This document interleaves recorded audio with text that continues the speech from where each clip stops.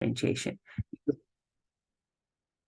If you remember, some of the barriers, some of the challenges are often the reasons why higher educators are reluctant to differentiate. So we want to think about this a bit more specifically.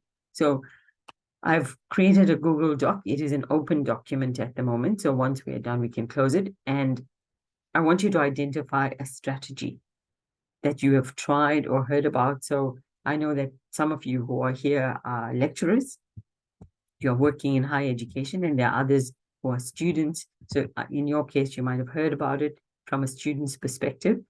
And I'd like you to use the Google Doc to kind of say what you understood about it, but at the same time, think about what are your perceptions of that strategy. So I'm going to use one, as you can tell on the top, and I've started it off in a way, and I wanted you to kind of pick up on that. You can still use the same one. I just did one in order to get us started there. Okay. Anyway, so I'll go to the document in a second, but not quite now. All right. So you can do it as I'm speaking. So say if I'm speaking about scaffolding learning, which I'm doing right now, and you think, actually, this would work, but I can foresee some kind of barrier, some kind of challenge, then you can change that. And you can say, well, I don't mind using scaffolding, but these are the areas where I think it might present as a challenge, as a difficulty for me. And then you can fit that in as well. All right. So let's have a look at scaffolding learning as a differentiated strategy before we start. All right. So scaffolding means that you break up a task or a skill set into parts. And this is always necessary. So when I start discussing something in a classroom, we often use a step-by-step approach. Start with the step 1, step 2, and the skill set therefore becomes smaller into manageable parts. So it links learning to what students already know. So you bring in through step 1 something that they did previously, and then it also moves them on to things that they are currently doing in the classroom as well. It's also allowing a bit of time to process and talk. And remember, we talked about different learning preferences in our previous presentation on Friday. And we talked about ourselves as learners as well. Some people like to talk and others don't. We might get some talking today. I don't know. We'll see. And then it also helps that discussion in the classroom when someone talks about things and reinforces and consolidates what's been done. But it's also good to circulate a list of glossary terms. Now, glossary terms are the main words, and you can see in my case, because I'm not circulating a glossary term, I am highlighting things in red. And I do that because that's the point I want students or listeners to be picking up on. So circulate a list of glossary terms so that those important words become new or become apparent to the student. So implementing virtual aspects to consolidate verbal instruction and information refers to the idea of using pictures. And we talked about pictures the last time because I used food images, if you remember, and talked about how important those are in PowerPoint presentations. There isn't one now, but usually there is. I will use one in the next one. We also spoke on Friday about questions. And again, deliberate questions that you set that are not based on just one-word answers. Like if you ask students, did you understand that? Clearly, they are all going to say, yes, we did, because it's a one-word answer. But let's say if you ask the question differently and you say, what was the most interesting thing that you learned today? That is not asking for one word, that's asking for an explanation. And I know you're not going to be using English as much, you might, but maybe not as much as I am. And you might want to use Bahasa for that. But asking questions that are more open-ended rather than closed would be more important when you are scaffolding as well. Right. So if we look at some of the elements that are coming out of this slide, breaking up the task, linking to prior knowledge, allowing time to process and talk, providing students with a list of difficult words and challenging words, and then providing visual storage points as well. So using important and wise pictures, and then asking the right questions. You notice that these 6 elements will be very important to scaffold. How can we explain scaffolding? What is the Indonesian word, the Bahasa word, Melly, for scaffolding? What is scaffolding? Scaffolding. Yeah. What It's is like it? the Yeah. structure that's placed against a building when it's being Yeah. built. So I usually also use the term scaffolding, but Mm. yeah. But Pananang said the Indonesian will be perancah. Perancah. There's I'm not, in the chat box. Peranta is in Perancah. Peranta. Okay. So in other words, there is a word. Sometimes there isn't an absolute equivalent from, from one language to another. I know I'm in Africa now. There's so many languages here. And there isn't a direct, word choice. So if you are teaching it to other people, you have to think about how to explain it. And scaffolding simply means that you reinforce the first layer before you move on to the next one. And, so it's strong. And then you add the next layer, and the next layer is strong. And then you go on, and then you go on. So it becomes very interesting when you think about it in that way. All right. Well, it's for teaching, not so much for the learners as well. Okay, so the reason I asked about the scaffolding technique, if you look at the pictures in the slide on the right-hand side there, the element I was asking Melly about now is depicted on the top visual. If you look at the top visual, which I don't know if you can see my pointer, the person is on the left-hand side there, and the thing that the person requires is right at the top of that pillar, but they can't get there. They can't quite get there without the help of the scaffold.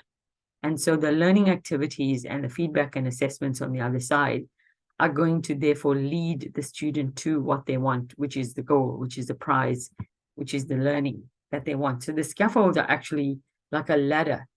But if you look at the bottom picture, you realize that ladders have to be set up very wisely as well. If you look at the ladder here, the ladder on the left-hand side has equally spaced rungs, steps, in other words, equally spaced rungs. And the person who's climbing finds it very easy. But the scaffolding on the right-hand side is not very effective because the person can't climb. The space between them is too wide, and that's climbing is very difficult. And that's why differentiation is a good, or scaffolding, sorry, is a good differentiated technique, because it helps students use those really nicely spaced steps to move from the bottom to the top. In other words, finding their way step by step from one space to another. All right. So if you are familiar with some of the work that I've done previously, I've created a checklist. And this came from the fact that I'm in teacher education. So a lot of what we do is about students going into classrooms and them actually learning in a classroom. But in order for them to differentiate properly, they need to look around them and see what is being differentiated here. So together with a colleague, I created a checklist, and the checklist becomes something that is accountable. So when they finish up, they say, I know exactly what is being differentiated around me. So use checklists both for yourself and for your students so that they become more accountable for the work that they produce as well. And remember that we are all good on checklists. It's like this morning when we started, so Tassia started and she must have had a bit of a checklist. I'm going to do this first, and then I'm going to do that second. And then Nanang would have had a similar kind of checklist. I'm going to have to do the welcome here and say this and say that. So we planned it out beforehand, and Melly would have done the same thing too. So when you start, it's always good to have a checklist. Here are 5 things that I'm going to have to do in my lesson. And there are 5 things that students are going to have to do in the lesson. So you know what the most important elements are when you start using scaffolding. And secondly, we speak a lot about step by step when we talk about scaffolding. They are the kind of rungs, the steps on the ladder. But I find that if I just speak it out, now if I just say to students, step 1, you do this, and step 2, you do that, it's not as easy for them to follow as if I write it out. So use both written and visual elements when you create the handout. So I find using precise instructions, and like we've got Moodle, which is our learning platform, and I often upload everything that I'm doing into Moodle so that students can actually access that information from there as well. So there's multiple forms, multiple ways in which they can access that. All right. And thirdly, I often accompany the step-by-step handout with a timeline. So I can tell them step 1 has to be done by the end of this week. By the end of next week, I will expect you to have landed on step 2. We have 12-week semesters So, over 12 weeks, I tend to chunk things up and have small bits that they can do at different times as well. All right. So most of us work well if we know what to do at any given point. So using a timeline is always a good idea. So, our research team, which Nanang is leading at the moment, always has a bit of a timeline. I'm the one who usually messes up the timeline. So, and just traveling and doing whatever, but anyhow, it works well. Okay. So if we think about scaffolding in our classrooms, we are in higher education and a lot of us are educators in the higher education setting. We might think about a unit that we are studying, and we have done this in a previous workshop as well, to select a unit that you are currently teaching and place this under the scaffolding microscope. And when I say place it under the microscope, it simply means think in terms of what can you do in that unit that's going to allow it to be strengthened. So what kinds of activities can you use to distinguish prior knowledge? What is the lesson content? Acknowledging that prior knowledge. Does the lesson slowly build that complexity, where you're taking slow steps, but you're moving forward each time? And do you have things about your assessment tasks so that students don't become too lost in what you're doing? And some of the support strategies that you are using as you teach. So there's 5 things that are being reminded here. What kinds of activities we are being used, the lesson content, which is acknowledging what students know previously and what you're moving on to, the slow build of complexity, the details about the assessment task, and then the strategies that you're going to use in the future to support students. All right, so we're going to pause for a second, and I'm just going to reduce this thing.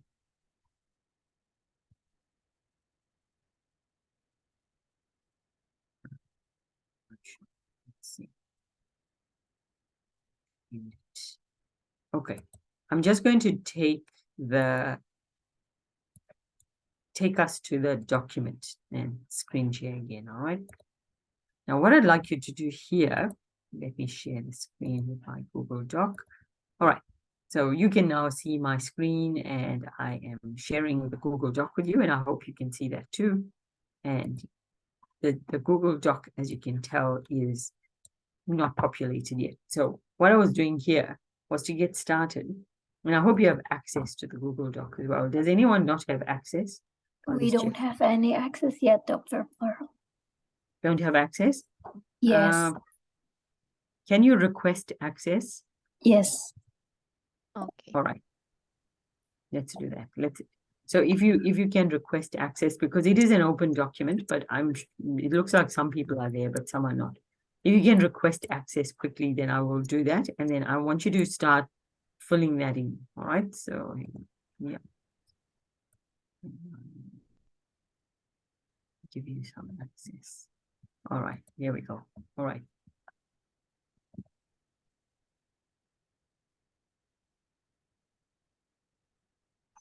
So as you get in, and you'll get in individually, I'm sure, that would be a useful thing for you to get started with. All right. There are a few people there. Not everyone is there. Okay, let's just keep going. I'll just allow access, and you'll find that you are able to get in.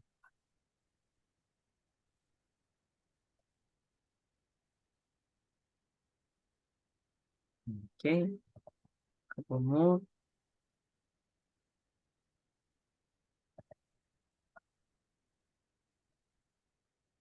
Yeah, so far 4 people have asked for access, and we are in, which should be good. No one else has asked me for access.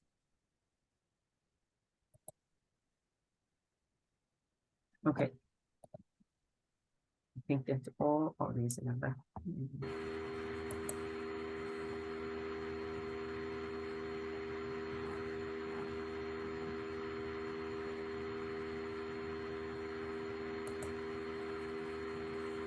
Okay. I don't think anyone else has come through with a share request. And if you are, I'm just refreshing email so I can check. No one else. Okay. So I'm going to have a look at the document again and share my screen so that I can explain to you how we're doing that. Now, hopefully you have access to the screen. to the documents or, you know, the screen. I'm sure you have access to the screen. And when you look at the document, and I can see someone's typing there, say if you put in something like this, you will introduce whichever is your differentiated strategy. And I've just talked through one. I've used flipped classrooms because it was in the first one. And here you can put in a challenge. And it doesn't have to be one. I just color coded them so that we can distinguish the different aspects of it here. So say if I was using flipped classroom, time.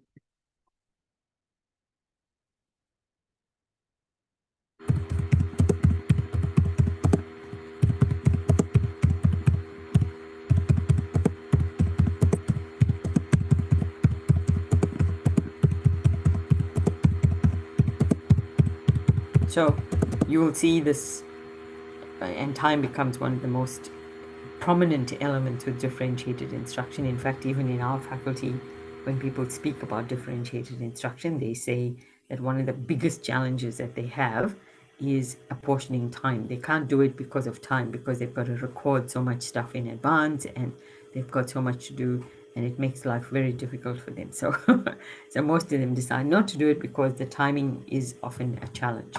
Okay, so let me see. All right, now while you are doing that, sorry, I shouldn't have done that while I changed my, I'm just going to get my presentation up again, which is good. And start to screen share again. Okay. And then I'll go back to the Google Doc in a second.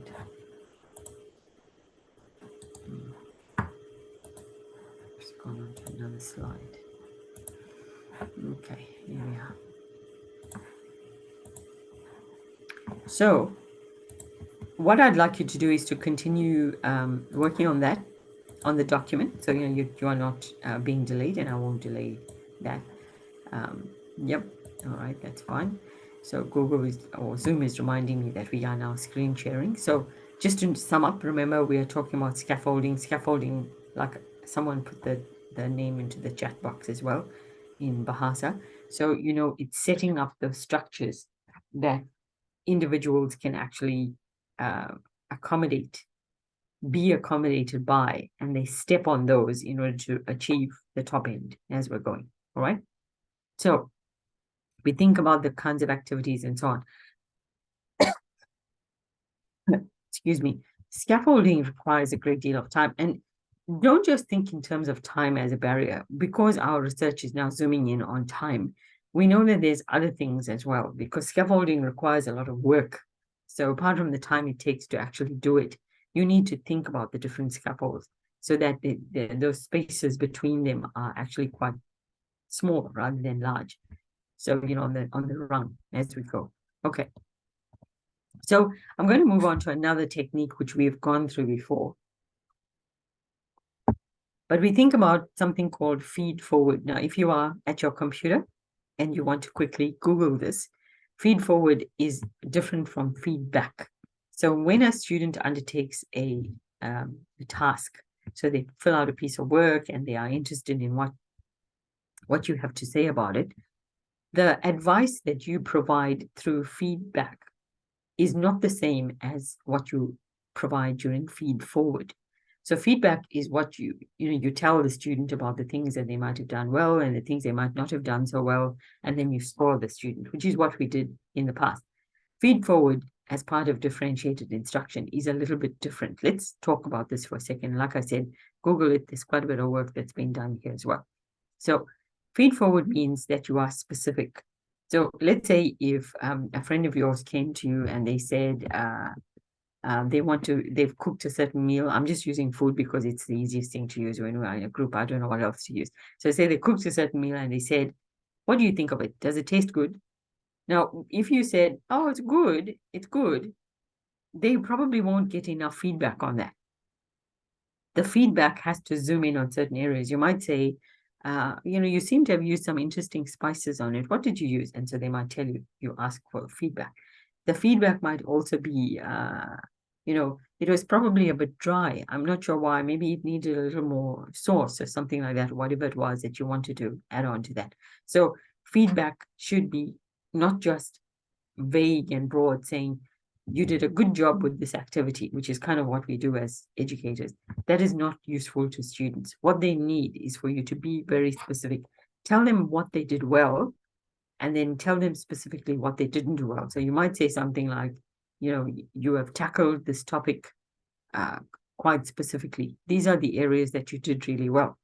Your your content is very different from mine, so I'm not going to use the same elements. So, you might say, in our case, in teacher education, we talk about lesson planning and the different parts of a lesson and so on. So you might say, these have been very explicit and they have been conducted well, and the subheadings provided clear direction to the reader. So I would do something like that.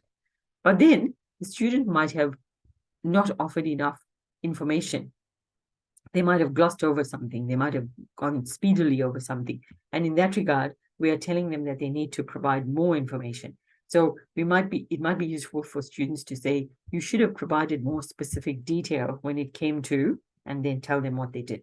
So by being specific initially, you're actually zooming in and pointing students to the things that they did well and the things that they would require more information on. Secondly, a strengths-based approach is best when applying feed-forward. So when you think about a strengths-based approach, you think in terms of, if a student did not do something well, help them to do it better the next time. Tell them how to do it well. So they've understood what they've done well because you've pointed out the strengths, but say, what could you have done better? Then you might say something like, in your next response, why not try? And then you tell them what they should be trying. Feedback then becomes very valuable to students, and that's when it becomes feed forward, because it's actually influencing what happens in the future as well. All right. And then finally, I've tried this, but it hasn't worked very well in our spaces because we are very strict about how we give students feedback and feed forward as well. We have a number out of 100. It's like a percentage, that we give students to say, this is how well you have scored. Sometimes, instead of giving them the number, hold the number and don't give them the number straight away. Give them the feedback first, the paragraph that you wrote. Students become quite caught up with the number and they ignore everything that you said. So giving them time to process the actual narrative feedback is a good idea. So give them the paragraph and you say, work on this for a little while. And, they can improve their own learning by looking at it and highlighting some of the keywords and so on. And then about a week later, you give them the actual number, because once students come to know the number, they are not interested in too much else. So it's very important for us to try this. So a local school in Australia, where I usually am, they tried that as well, and they discovered that students are actually taking on board this, the feedback and the feed forward that the teacher is providing. Previous to that, all they were interested in, I've scored 75 out of 100. I wanted to score 95. Why didn't I get 95? That's all. They were just interested in the number. So feed forward is an important part of differentiated instruction. Now, we don't even need to think about it in terms of our classrooms. We try that strategy amongst us as well. So say at the end of the presentation, I said, oh, what did you like about this? You might say, oh, look, I liked this part of it, but I didn't get as much from this part. Or it was 10 o'clock in the morning and I was a bit tired. So when you were speaking all the time, I was getting a bit bored. So you're being very specific in that regard. So you're thinking about specific strengths and specific challenges, and then helping students to then overcome the challenges the next time around. Now, one of the key proponents of feedback and now feed forward is John Hattie. And John Hattie is a retired academic from New Zealand. I think he's around the world, though. He's not just living in New Zealand, he's all over. And he has sold probably millions of books on feedback. And he's very good when it comes to providing feedback. And I would suggest, if you are interested in knowing about the power of feedback, that you would probably read his articles and read the books that he's written. So he's probably one of the best ones there as well. Okay. So I'm going to give you some examples of feedback and feed forward, and I would like you to use the chat function to give me some ideas coming back to me. Like I said, we I don't want to be speaking the whole time for this one. So let's look at these examples of feed forward, and you can tell me whether they are actually, remember, feed forward is where you are helping the students to do better the next time. All right. Look at the first one where it says specific. Your reference to this in paragraph 3 is insightful. However, you may want to consider, you can see that's feed forward. Number 2, the comments you referenced in paragraph 4 appear to be inaccurate. It may be wise to reread the article from your reading list, which reflects the view that, and perhaps you could reword the section like this. You can see there's a bit of feed forward there as well. All right. Feedback must happen in a timely manner as well. So, we don't think we'll give them the assessment task. Today is the 5th of December, and the feedback comes on the 5th of January. That's a long time. And I know we think about it and we think, oh, I've got very large classes. There are hundreds of students.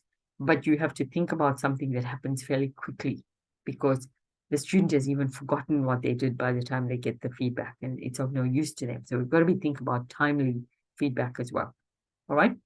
In the next slide, we are going to be looking at the feedback sandwich, which I've mentioned to quite a few of you before, but we forget about this when we are providing feedback. We don't think this is the way it's meant to work. So I'm going to reinforce that as well. And then the process that's involved with offering students feedback, and when to do it, and delaying the numeric grade is a good one, etc. All right. Let's pause for a second. All right, again. And I'm going to again, hang on. Go back to the Google Doc and let's see if people have managed to get some stuff there. All right. How is our Google Doc working out there? All right. Here we go. Okay. So I know there's about, how many participants do we have here? Let's see. Melly, we have 18 without me. That's 17. So we should be getting 17 people in the lines. And remember, if you don't have a line, you can just add on some lines. I'll just add on some lines. Just let me add that on. Yeah. Yeah. Mr. Nanang still don't have the access to edit the GDocs, Pearl. Oh, right. Okay. Let me go back and check that too. Okay. I'll do that now. For other participants, let's share our experience in our implementation in DI in this GDocs. So And if you don't have access, just click on the access button and I will give that to you. So yeah, I think, okay. yes, I think what's happening is some people have different email addresses from the ones that they are, what we are using. That's fine. It takes a few seconds for me to give you access. It's all good. And you should have, most of you should be having it now, because I'm just clicking to get you access. Here we go.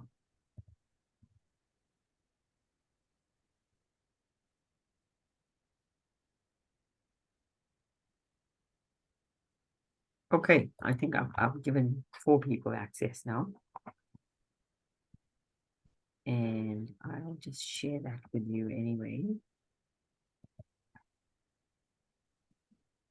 Yep. All right, so as you can tell, and you are in the document as well. Let me just move this screen aside. You can see the Google Docs happening there, and here's my screen, and we are thinking about some of the challenges that we might be facing here as well. So like I said, we are interested to know what is actually standing in the way of your implementation of differentiated instruction. It's an important aspect for practitioners as well.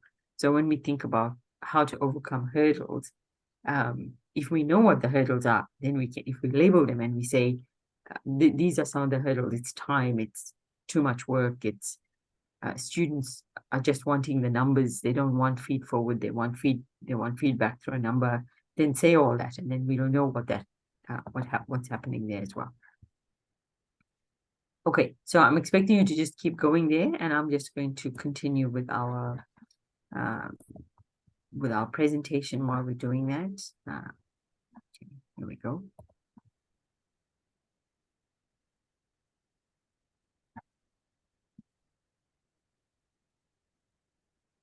Okay, so here we are.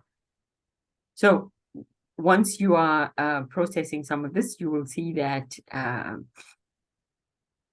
feed forward is actually a lot more effective than feedback.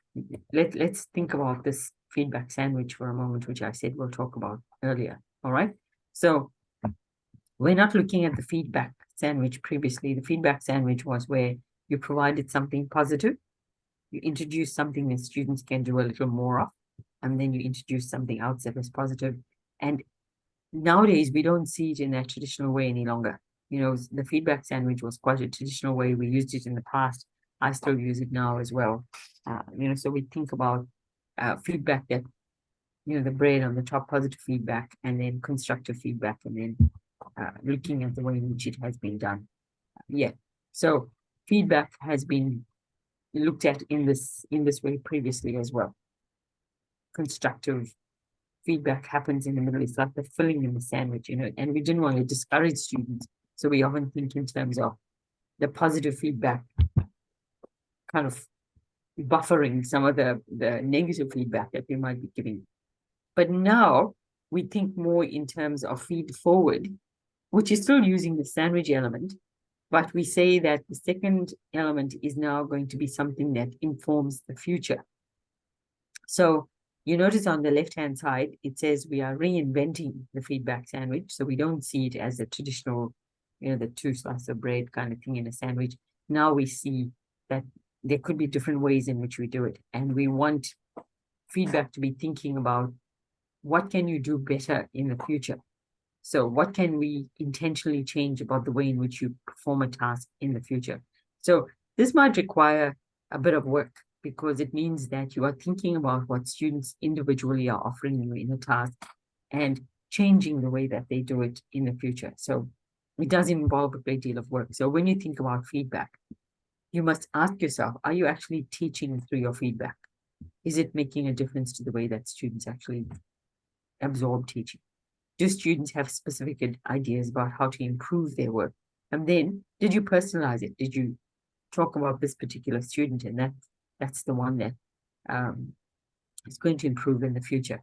So because we are in higher education, we know that the students who are with us are probably already very strong candidates anyway. You know, they work very hard and they have very specific ideas about what they want to achieve in their futures. They have jobs in mind, and they have certain professions and goals in mind. They want to achieve very highly. So, you know, in order for us to push them along, this is what we need to do. We need to personalize their feedback. All right. So far, so good. Yep.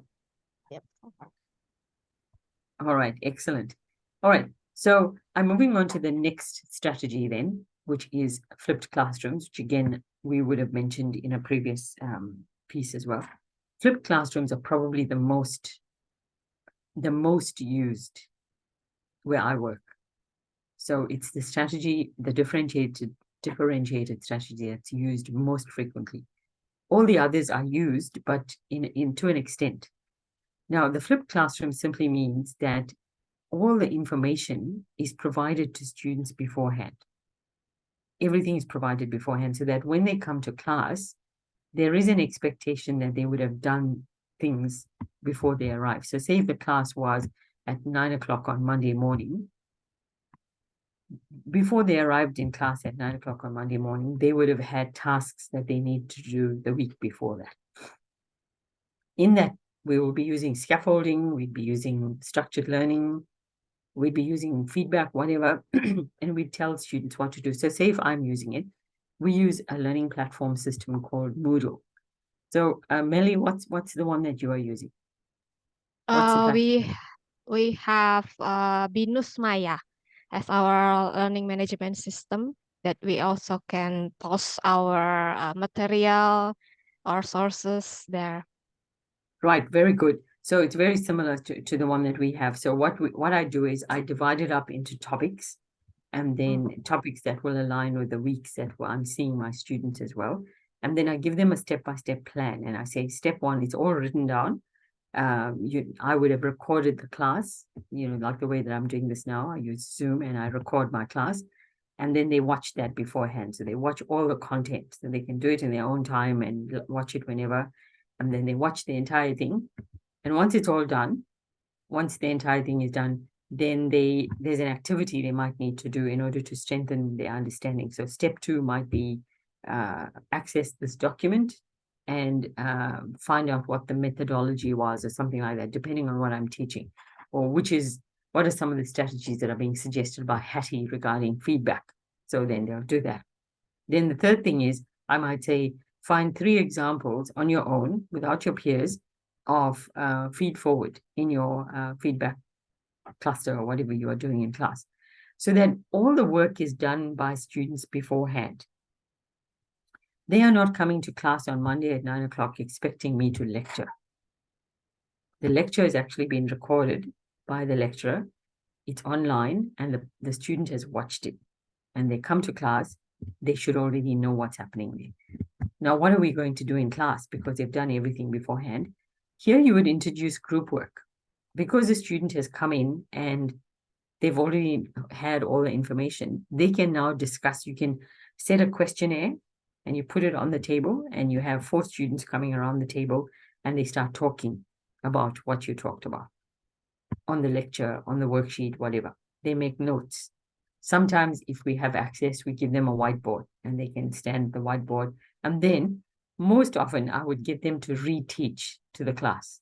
You know, I'll say, here's the topic that you've been assigned. So here's topic 1. After you've done your discussion for 25 minutes, I'm going to expect you to teach the class. Now, the work becomes really important to them then, because now they have to process it, understand it, and then provide understanding to others. It's not just a case of keeping it to themselves. Now, some students don't like working with other people. As you know, group work is a challenge for some students. They can work on their own. We are quite happy for them to work on their own or in a pair if they prefer, but it will give them some opportunity to work with something real. Now, I come to that real idea. So incorporating a real world example or a case study.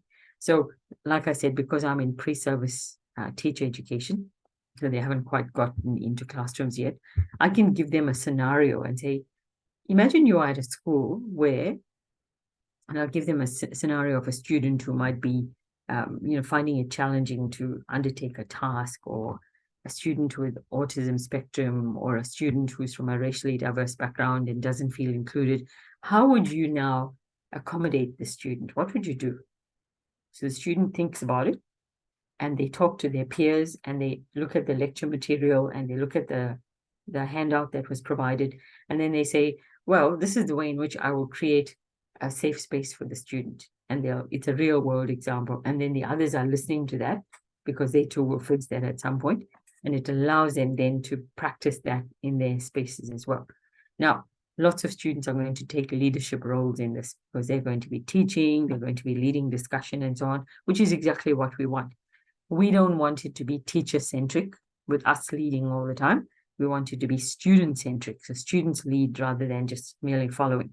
So, however, in our faculty, what do you think is the biggest problem? The work. It's the huge amount of work, because what does the lecturer need to do? The lecturer needs to work often during the weekend in order to present all that material. That's not going to make anybody very happy. So everyone is unhappy about that because they feel, when am I supposed to record this lecture? It takes 2 hours. I'm supposed to record it at home in my own time and then present all this to my students. So as much as the students are going to benefit from these additional learning opportunities, the lecturer is working very, very hard behind the scenes. So let me give you a tip as to how I've overcome this. I usually teach the same unit every year, usually. And it usually happens that it goes over 2 or 3 years. Like even this year, in 2023, I'm going to teach the same topic that I taught this year, next year. So the lecture that I record can be used again.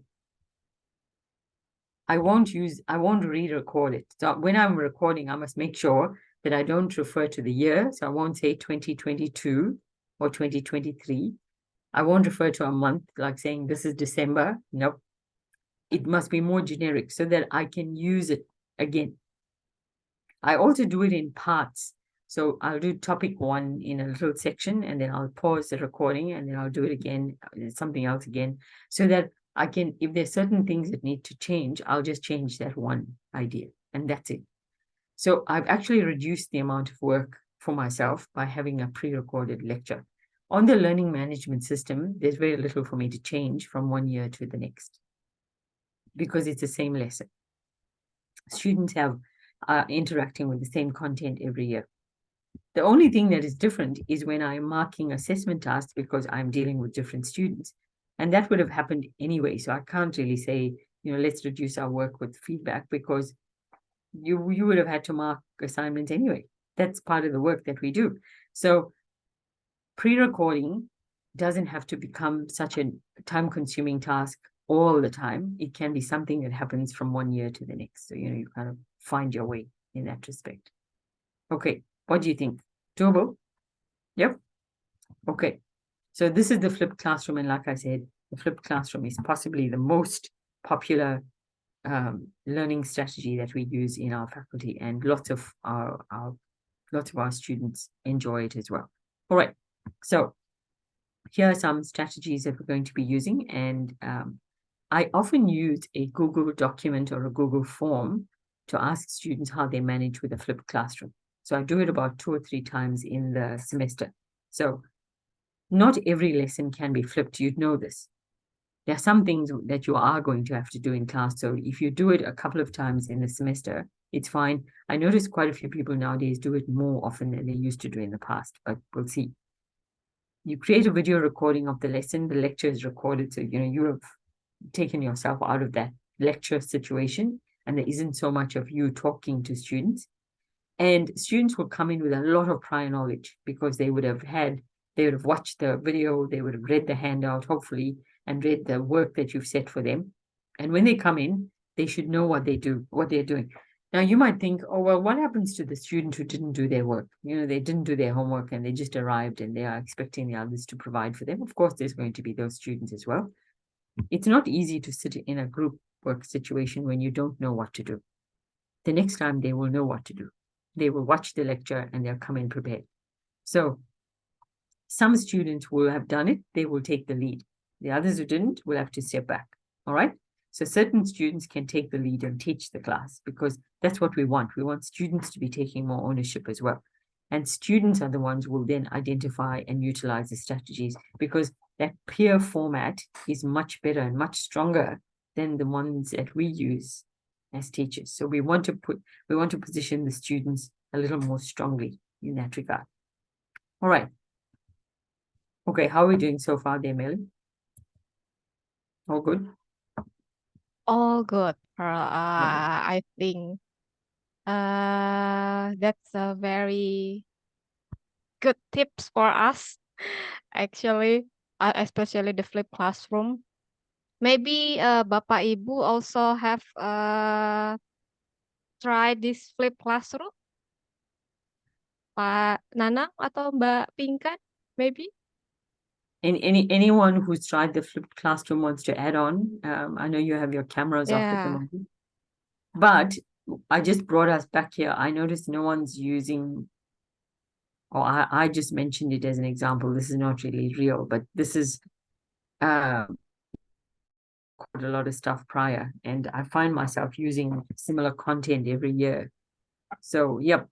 Anyone wants to add to this? So I even have a space for questions here as well, if you have that.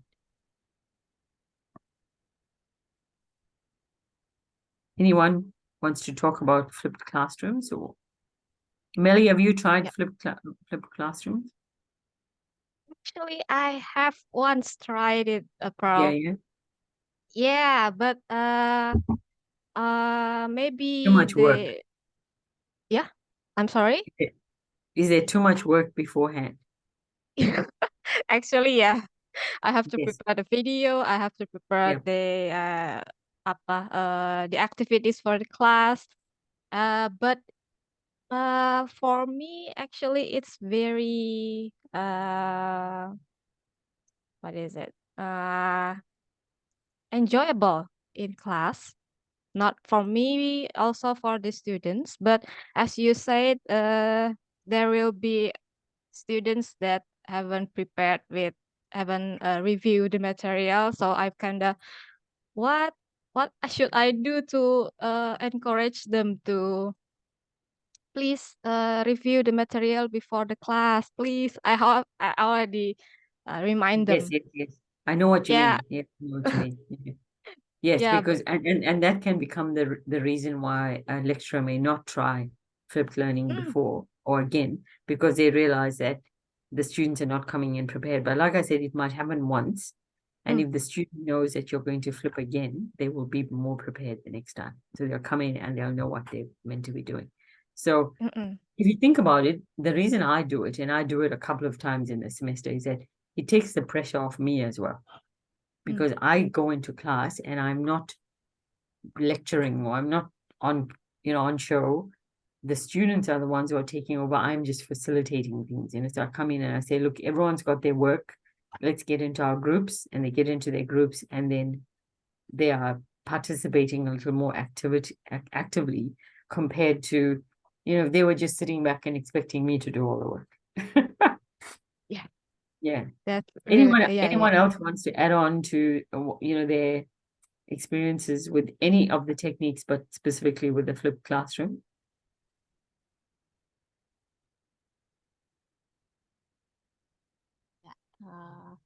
Hi, Pearl.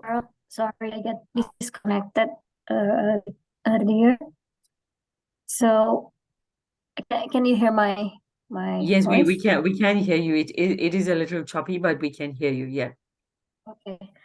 So, I think we use pretty much like flip classroom, but maybe not not 100% flip classroom. But what we did is we provide them with videos, with digital contents, Yes, and yes, they yeah. can access the PowerPoint, and then they can they can read it prior to the session, and then in the session, I would ignite discussion. So yeah, like that. And the challenge is actually making video. It was a challenge, but then we become accustomed to that, because during the pandemic we need to make a lot of videos. Oh yeah. And we get, I don't know, I think we get a bit accustomed to that. And but the challenge for me is to encourage students to learn by their own. Sometimes it's hard, like Melly just said. I think I catch a little bit late what Melly said. Sometimes I mean, there are students as well here, and maybe some of them are really, eager to learn, but some of them probably not. So I think that's the challenge of flipped classroom. And I think the idea of pre-recording your session and also kind of break it down into smaller video, it's a good idea. I think we can do that, right? Yes. Pananang and Melly. And also maybe in my experience, and in the clinical psychology class that I taught, probably sharing about cases and recording a video about cases. I think it can be helpful as well. So we can, for this semester, we can discuss it inside the class, and then for next semester, it could be a flipped class material, right? Like you said, think long term. Yes, Yeah, that's yes. all. Think long term, and you're right. So Ping An, when you think about the topics that you might be doing, and that's a really good reinforcing of what I said earlier too, that if you record the topics, you can actually use the videos in different ways as well. So often when I start, I will first record the assessment task. So how do you undertake the assessment task? So I use Zoom and I show them how to do it. It's usually fairly long. It takes about 30 minutes. And students will have to watch that beforehand. So if they ask me a question, I'll say, did you watch the video? And, did you watch the video? So I would like for you to go back and watch the video first before you ask me this question. Otherwise, you must remember, if we give them too much, that scaffolding is wrong, then it means that they're actually going back on the scaffold rather than moving forward. So we are thinking in terms of a student shouldn't be asking you questions where you've recorded stuff on the video. So remind them about that and say, if you look at this video number 4 on our learning management system, it's already done there. Can you watch that first? And then if you still don't understand, come back to me. So it gives them a bit more responsibility for what they're doing. Remember, we are in the higher education sector as well. And if we are scaffolding appropriately, students shouldn't come back to us with those kinds of questions. Yeah. Anyway, thank you. That was very helpful. I think on that, yeah, I think you might have been a bit disconnected before, but your reception was perfect. That was good. Thank you. Is there anybody else who wants to contribute to that? Anyone who wants to add to that? Hello, Paul. Oh, hello, Nana. Yeah. You explained just now my queries because I'm thinking when we use the Pliff classroom, Yeah, we as we know that every student is unique, different in their capacity in grabbing and understanding the subject. So yeah, how to make sure that the different students can understand uh, the source, the same source that we already gave to students. So I just the idea from your explanation that's we make it short videos and it in very detail for yeah, the subtopic in this the number 1, the second video, and then if you still don't understand, please watch again. Yeah, so we have to very detailed to make sources in very details yeah, yeah. and make it in series of resources or series of materials. Yeah, I just Yes, definitely. And I look, it is up to us as instructors as to that level of detail that we want there. There was one school teacher, not a lecturer, a school teacher in Australia. I think he lived in New South Wales in Sydney. And he did a whole series of maths, maths instruction on YouTube for his students. I think he got a million hits on that, a million views. So he must have become wealthy just using his videos. I don't use YouTube. I just use Zoom, so I'm not uploading onto YouTube, but there are lots of lecturers who upload onto YouTube. And, the public tends to watch it as well. And so you are pocketing a bit of money in the process as well, because obviously YouTube is high earners. As you know, YouTube is so popular nowadays. Everybody watches YouTube. I watch YouTube as well. So think about how much money people are making from that. And it's fairly short, it's about 7-minute videos and it's 10-minute videos. Ours might be going on for 40 minutes sometimes. But imagine if we did them smaller. And so, students had bite-sized pieces of our video material as well. Okay, let's pause there and I'll stop sharing and go back to my screen as well. And yep. Okay, here we are. Lots of buttons here now. Okay.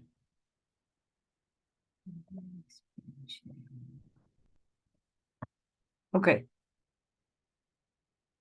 So this is kind of what we decided we're going to be doing in terms of our flipped classroom, just to bring it all together. And what I did, and I think I mentioned this to you as well previously, is if you discover that you're not sure, where are you sitting? How good is your lesson? Use a Google form. And it's a very easy one. You can just ask 3 questions. And at the end of the flipped classroom, the students quickly fill in the evaluation and then they say, did we like it? Did we not like it? Did we benefit from it? And so on and so on. And you utilize this method as often as you can. All right. So it's used very wisely as a result. Okay. So how do I usually do it? How is this usually done? So like I said, it can't lend itself to every single topic. So be careful with the ones that you do it with. So it's probably the most popular one that we use. I would say 99% of the people that I teach with use the flipped classroom. And it's purely because it takes a lot of pressure off the lecturer in the classroom. The lecturer just becomes a facilitator, and it's what they prefer. So choose a unit which could benefit from the flipped model. It doesn't even have to be a whole unit. It can be a topic. Organize a plan for in-person time with guidelines. So you tell the students what you are doing. This is what they need to do. Before the class, they need to be watching the video, read the material, the article that you have stipulated. And then when they come to class, the expectation is that they will know certain things.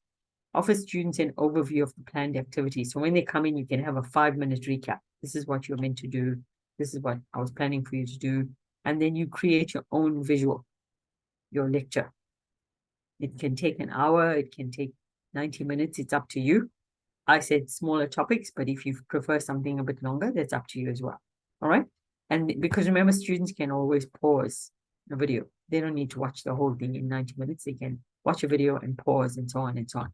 And then at the end, you are creating questions, and you can put the questions on the platform as well, on the learning management platform, so that students can then take that understanding and then apply it in the classroom when they come together. So you notice here, I'm using scaffolding and I'm using the flipped classroom in the same technique that we're using too. So it's very useful in that regard. All right. Okay, so I think this might be the last one that we think about, and we think about how we want to use student strengths in order to bring diversity into our classrooms as a strength. So, you know, we know that we have students with various background information here. So, you know, when I think about autism and Asperger's and the kinds of interesting elements that students bring together into the classroom, I want you to think about these 4 points. And I'm sorry there's so much text on this slide, but you can always break it down, like I said, on your own as well. But think in terms of how you're going to bring student strengths into this cooperative learning space, that students actually become more, they take on more leadership roles, should I say, in the classroom. So say if you discovered that there's a student who really enjoys a particular topic. So say if you're teaching some form of psychology and a student has revealed that they can do this really well. This happened to me last semester when a student was doing really good work on First Nations. You know, they were doing work on Indigenous students and how you can use Indigenous knowledge with climate change. So, you know, in Australia, as I'm sure it is in Indonesia as well, we've been experiencing the horrible impact of climate change. You know, like in the middle of summer, we have extremely cold days, we've had flooding, and we've had bushfires and whatever. So climate change has been impacting on us so much. And one of the students came forward and she said, Indigenous people know how to address this. There's knowledge in the Indigenous people's teaching. So I said, would you like to actually run a topic in class on this, which is different from what everybody else is doing? And she agreed. And so she took over the class for about 30 minutes the one day and talked about what she believed about how Indigenous knowledge could be used in addressing climate change, which was amazing. Everyone was very interested because she was a student who came forward with the strength of her own topic. There was no need for me to then, you know, I could just stand back and not become too involved. Now you might say, look, we've got lots of content to cover. I may not be able to cover all the content if I let students lead. You might discover that if you tell the student exactly what they're meant to be doing, they are likely to cover the content for you as well. The point of differentiated instruction is that we don't occupy the center stage as the teacher. The students are taking more responsibility. And in this slide, even though there's lots of text here, the philosophy behind differentiated instruction is that students come on board with us. We are not seen as the sage on the stage, in other words. We're not, you know, the jug that's pouring everything into the mug. We are actually more empowering students rather than allowing ourselves to dominate a lesson. Remember that students who work in pairs often feel very empowered. You know, sometimes they don't like working in groups, but pairing is very good. And I often do share and pair. Share and pair is where I allow students to work on their own in pairs and sometimes even on their own, like individually. It's not always the best idea because sometimes if they are dealing with very complex content, then, it's not enough. It's not enough to ask them to undertake a complex topic on their own. So I don't leave them personally responsible for that. But what I sometimes do is say, if you undertake this topic really well, I can consider this as part of your assessment task. So 5% of your assessment task can come from the topic that you're sharing at the moment. So although we know a lot of what is coming to us is in writing, 5% from there can come in terms of the involvement that they have in class as well. So they feel like they are contributing to the lesson as well. So remember that there's a lot of content that students are constantly using as well. And so we might want to consider how to ask them to present content. We know things like PowerPoint and, flow charts and pictures and so on, but students who are more innovative and working with modern content, they might be the ones who come up with more interesting details as well. All right. So Melly, I might stop sharing my screen now and go back to the document. What I was planning to do in the last couple of minutes as well was to open up for a time of question and answer, because I know you wanted to do this as well, Melly. So is there a time for questioning maybe? Yes, we still have 10 minutes to question and answer session. So maybe participants, college and students who have questions, please raise your hands or just put it in the chat box. Or here as well. Or or we can type it in the G Docs. Oh, there are two people. First is maybe from tadi Mbak Pinkan. Yes, thank you, Melly. Dr. Pearl, I have two questions. First of all, Yes, regarding the scaffolding, you mentioned about giving them assignments, and then after we break the task down, and then we give them timeline, and then with the clear instructions what they need to submit in every time point. My question is, how do you technically manage that? Do you, for example, open a portal in which they can submit their assignment at that moment? And then would you give them feedback before moving on to the next time post or the next assignment? Or would you just let them know this and they don't need to submit anything? So that's the first question. I would like to know, like, how do you do it technically? Did you give them feedback before moving on or not? And let's do that question first, and then you can bring yes, up the next okay. one. So Okay. I generally don't provide feedback. So when they submit work during scaffolding, if there's a step-by-step task, we use peer assessment. So they are assessing with peers. So they bring the work to the classroom, and then they exchange with their peers or in a group. They don't need to have their names on it. They can just put a number on if they want to get it back. Because remember, it's a learning activity. And so if I had to do it, it will double my workload. There'd be too much for me to do. And there'd be far too much. Then I would say, this is probably not working. The best thing to do would be to get some assessment from your peers. So they exchange stuff with their peers in class, and then that's how they get feedback from each other, not necessarily from me. I don't get them to upload things onto the platform either, because it's public and other students can see it as well.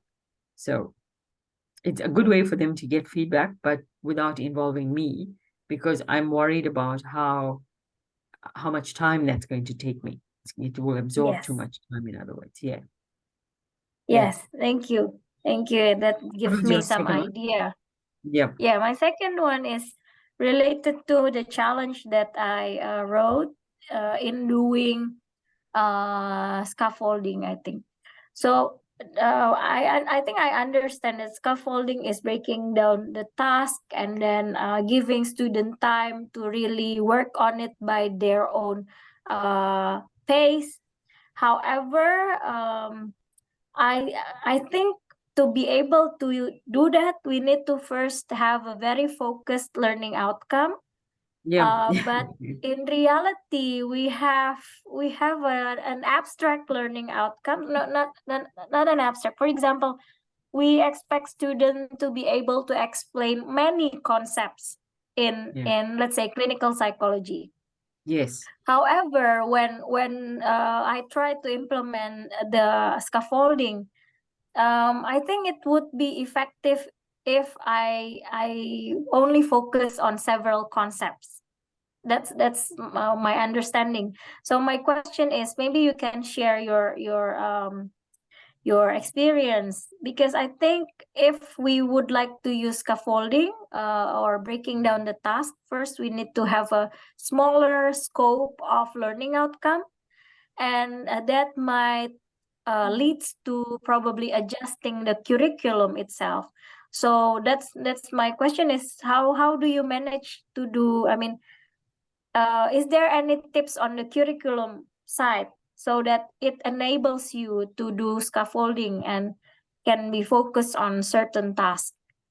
So what Because yeah, yeah. you finish your question. Sorry, Pinkan. Yeah, because in our case, sometimes the material is so much, like we want to convey a really much topic, much Detail. we want to Yeah. give them details, concepts, but then how can we fit them all in scaffolding? Because scaffolding, as I understand, it's focusing on specific task or or certain topic. Yeah, that's my question. It is a very good question, because obviously we're thinking about a curriculum that's preset. So even in our case as well, because we are dealing with teacher education, the curriculum is set by the Department of Education. So we can't adjust that. So that's the topics have been already preset in a way. And all the concepts that they have to undertake are already done. When we think about the actual learning outcomes, they do allow us to fragment the learning outcomes, so we can actually split them up even further. So, we've got the big, broad learning outcomes, and then we have kind of subtopics under each one. And that's what allows us to scaffold. And that's where sometimes Pingani we think in terms of more work and more time. But I can tell you this year, I used things that I did last year and I didn't touch it. Because, all the learning outcomes were already split and all the topic videos were already done. And so there was no need for me to go back and redo it. So I was already, like a step ahead, and I felt considerably lighter this year because I had done the videos last year. If I watched it and I thought didn't quite like it, then I would re-record a part of it. So then the scaffolding would be a little bit different. So what I've done usually is I've redone the learning objectives, not redone them. I've kind of fragmented them into sections so that I kind of cover the content still, but in smaller chunks compared to the big overarching broad one. But I totally agree with what you're saying. It's very difficult when there's a lot of content, and there might be a little more work on your part, but if you're doing it this year, think of it as being work for the future, that you may not need to do it again next year. True. Thank you. Yeah. I will think of it as a marathon. Yes, well, and instead of a sprint. Good metaphor. I like that. It's very good. Yes, because we did I joined your session last year, and so I already managed to cicil to do some work that can be able to be applied this year. So thank you for that. And now my challenge is to how to break down the learning outcomes into sections, like fragment the broad into more detailed or more smaller outcome. Thank you. I think this is an issue that need to be discussed in our department as well. And we do that. We do that as well. We talk about it and we share ideas with academics. Not everybody gets involved, but those people who are interested out in there. Yes, thank you. Thank you. That's a really good question, though. Yeah. Thank you, Mbak Pinkan, for the questions, and thank you for the answer. We still have 2 or 1 minute for question and answer session. I think uh tadi Reinhard Hiskia raise his hand. Okay. Yeah. Hello, Miss Pearl. Oh, hello, Reinhard. How are you?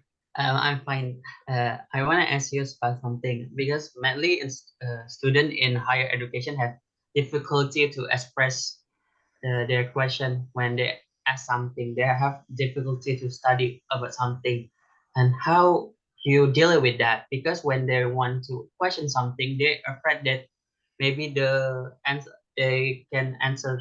They feel like they are not understand the subject, but actually they just want to learn, but they are scared to do that job. So how do you deal with that? The student who so afraid to talking about Yes, a yes. lesson. And I'm sure that there are many students in my class because of the large number. If I've got over 100 students in a class, then it's going to be very difficult. That's when I set up a Google Doc.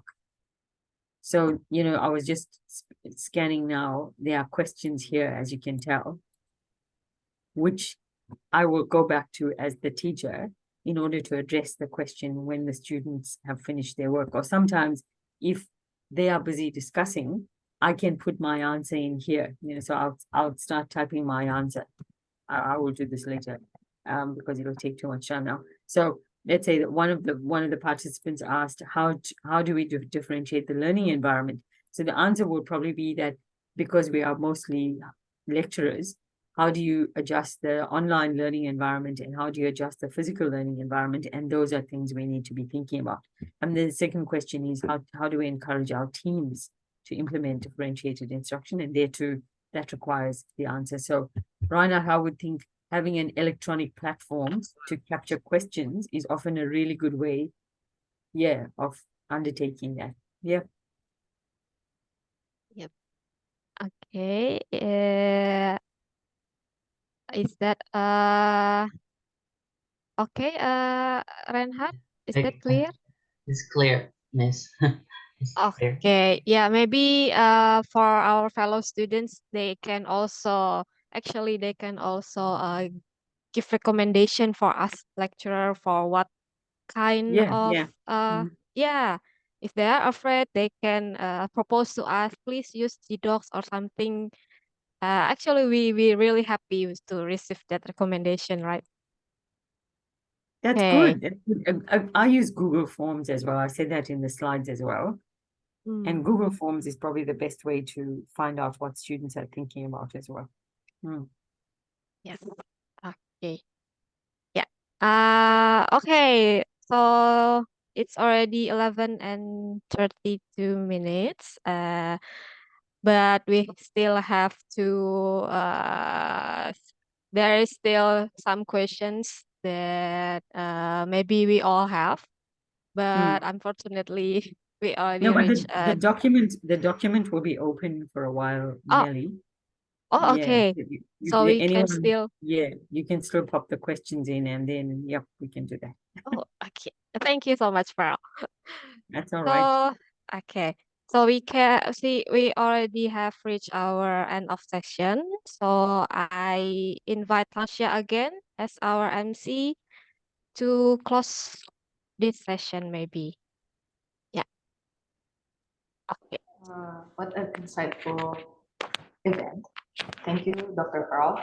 Before we finally end this event, we will be handing certificates to the speaker, Dr. Pearl Sudan. Thank you. Oh, that's lovely. Thank you very much. I'm sure you're going to send this to me. Of course, we will. Oh, lovely. Thank you.